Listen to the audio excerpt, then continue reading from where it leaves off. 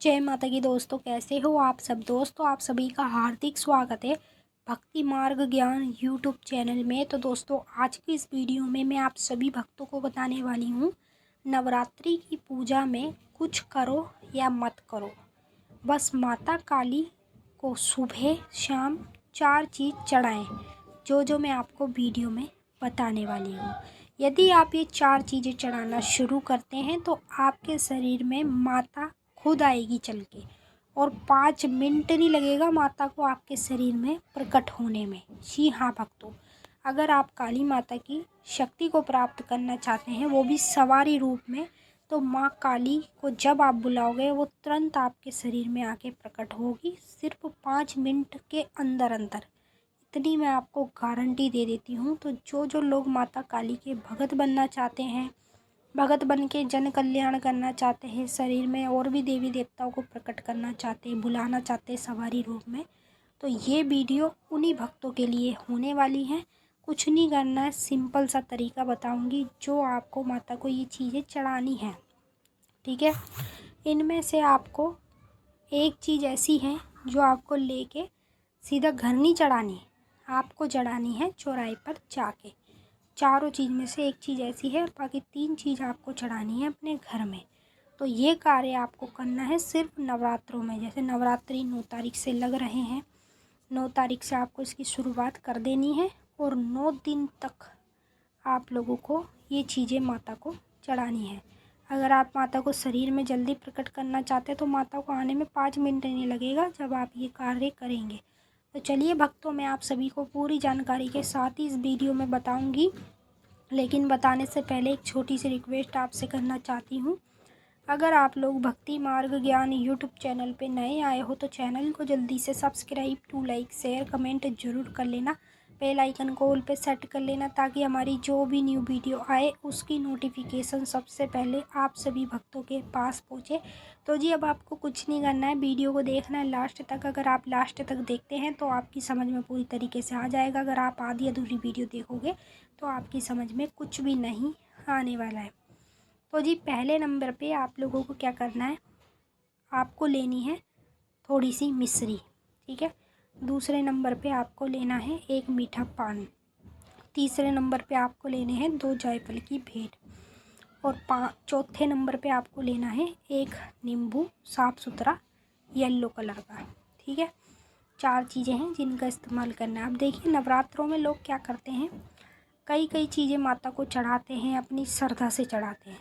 ठीक है, कोई कुछ चढ़ाता है तो कोई कुछ चढ़ाता है। तो भाई जो भी आप चढ़ाते हैं वो चढ़ाएं, मैं उसके लिए मना नहीं कर रही, लेकिन जो मैं चीज़ें आपको 4 बताने जा रही हूँ, आप कुछ चढ़ाना या मत चढ़ाना जीवन में, लेकिन नवरात्रों में माता को ये 4 चीज़ों का भोग जरूर लगाना। कुछ ऐसे लोग हैं जो गरीब हैं लेकिन माता को अपने सच्चे दिल से मानते हैं, तो उनके बजट में वो चीज़ें नहीं आ पाती हैं जो और लोग चढ़ाते हैं माता को। तो जो चीज़ मैं बताने जा रही हूँ ये आपके बजट में तो होगी, है ना। तो आपके बजट में ये चीज़ है तो आप इसका फ़ायदा उठा सकते हैं। जैसे नवरात्रों में माता को अगर ये 4 चीज़ें आप चढ़ाना शुरू करते हैं तो आपके शरीर में माता काली 5 मिनट में ही प्रकट हो जाती है। आगे जीवन में आपको ना तो देखो सिद्धि करने की ज़रूरत, ना साधना करने की ज़रूरत। अगर आप कंटिन्यू प्रतिदिन की पूजा पाठ में भी आगे चढ़ाते चले जाते तो जीवन में आपको कुछ करने की ज़रूरत नहीं पड़ेगी, आप ऐसे ही माता के भगत बन जाएंगे। आप अपनी आंखों से देखना इसका चमत्कार। तो जी 4 चीज़ें मैंने आपको बता दी, ये चीज़ें आपको ले लेनी है। अब करना क्या है, आपको साथ में लेने हैं आप लोगों को 4 कपूर। ठीक है, 4 कपूर लेके आपको अपने घर के मंदिर में जलाने हैं, जहाँ पे आप माता को पहले से भोग देते हैं, वहीं पे आप लोगों को 4 कपूर जला लेने। 4 कपूर जलाने के बाद सबसे पहले माता को आपको देनी है जायफल की भेंट। जायफल की भेंट देने के बाद जो आपने नींबू लिया है वो आप चाकू से काट के उसमें लाल सिंदूर लगा के माता को 2 लौंग लगा के नींबू के साथ आप अपने घर में ही ये कपूर के ऊपर भोग में देंगे। अब आपके पास बची मिश्री और पान। मिश्री पान में से आपको लेनी है मिश्री। मिश्री आपको लास्ट में कपूर के ऊपर डाल देनी है। बाकी जो आपने मीठा पान लिया है ये आपको घर पे नहीं चढ़ाना, ये आपको कहाँ चढ़ाना है, ये आपको चढ़ाना है जाके चौराहे पर। चौराहे आपके घर के आसपास कहीं ना कहीं होता ज़रूर है, वहीं आपको ये जाके चढ़ाना है। ठीक है, चढ़ाना भी क्या है, बस चौराहे पे जाके माँ का नाम लेके और बाबा भोलेनाथ का नाम लेके आप इसे रखिए आना, माता अपने आप स्वीकार कर लेती है। ठीक है, तो ये नवरात्रों में अगर हम एक पान जाके चौराहे पे चढ़ाते हैं तो आप इसे यकीन नहीं मानोगे इसका हमें कितना फ़ायदा होता है। इससे हमें अनेक देवियों का आशीर्वाद प्राप्त होता है और उनकी कृपा मिलती है। तो ये सबसे बड़ा काम है, सबसे इम्पोर्टेंट है जो आप पान जाके चौराहे पे चढ़ाएंगे। उसके बाद से आपको करना क्या है, कपूर जो आपने जलाए थे, जब ये सारी अग्यारी ठंडी हो जाएगी, बाद में आप इसको एक पॉलीथीन में डाल के पानी में सरा देना। कहीं भी, जैसे तालाब होते हैं, नदी किनारा होता है, गंगा होती है, जमुना होती है, कहीं भी आप इसे बाद में सरा देना। ठीक है, तो ये जो मैंने आपको 4 चीज़ें बताई हैं, ये आप लोगों को नवरात्रि में चढ़ानी है। और आपको ये नहीं है कि आप इस चीज़ को सिर्फ एक बार चढ़ाएंगे, पूरे नवरात्रि में आप इसे सुबह की पूजा पाठ में चढ़ाएंगे और शाम की पूजा पाठ में चढ़ाएंगे। अगर मान लो भक्तों आपने ये चढ़ाना शुरू कर दिया ना इसी नवरात्रि में, तो आप यकीन नहीं मानोगे।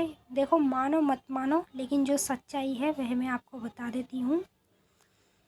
जब ये चीज़ें आप चढ़ाना शुरू करोगे अपने बजट के हिसाब से, तो जी उसके बाद नवरात्रि के 5वें दिन या 6वें दिन या 7वें दिन आप उस देवी को बुलाना जिसको आप अपने शरीर में प्रकट करना चाहते हैं, बुलाना चाहते हैं।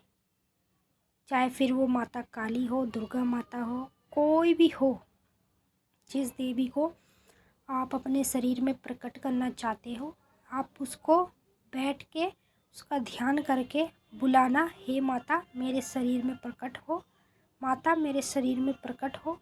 जब आप माता को सब कुछ बोल दोगे तो लास्ट में 3 बार बोलोगे, माता मेरे शरीर में प्रकट हो, माता मेरे शरीर में प्रकट हो, माता मेरे शरीर में प्रकट हो। ठीक है, 3 बार बोलने के बाद चौथी बार की बोलने की आपको ज़रूरत नहीं पड़ेगी। ऐसे माता आपके शरीर में प्रकट होगी, आप खुद अपनी आंखों से देख के हैरान हो जाओगे। लेकिन जब आपके ऊपर माता आएगी तो आपको तो पता ही नहीं रहेगा कि मैंने क्या बोला, क्या नहीं बोला, क्या हुआ मेरे साथ, क्या नहीं हुआ।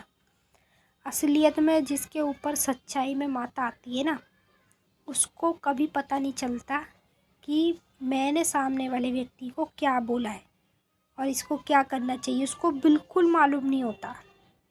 क्योंकि असलियत में, सच्चाई में जिस पे माता आती है उसके साथ यही होता है। और आज के समय में मैंने देखा है कि कुछ लोग ऐसे होते हैं जो तुम्हें बोल देंगे, जब उनके ऊपर माता आएगी तुम्हें बोल देंगी कि जा तेरा काम इतने दिन में हो जाएगा। फिर उसके बाद तुम्हें बाद में जब माता चले जाएगी तो बोल देंगे कि हाँ मैंने ये तुझे बोला था काम के लिए और ये तेरा हो जाएगा, ऐसे हो जाएगा।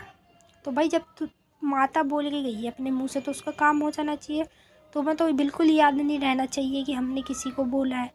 तो असलियत में पहचान यही होती है कि जिसके ऊपर सच्चाई में माता होगी, वो जो भी अपनी ज़ुबान से बोलेगी माता, तो समझ लो उस टाइम माता बोल रही है, वो इंसान नहीं बोल रहा और उसको बाद में कुछ याद भी नहीं रहता। ये सबसे मेन होता है। तो आपके शरीर में जैसी माता प्रकट होगी, 5 मिनट नहीं लगेगा माता को शरीर में आने में।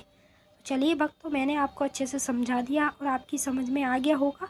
अब हम आपसे फिर मिलते हैं नेक्स्ट वीडियो में। तब तक के लिए जय माता काली, हर हर महादेव। माता काली, बाबा भोलेनाथ आप सभी की सारी मनोकामना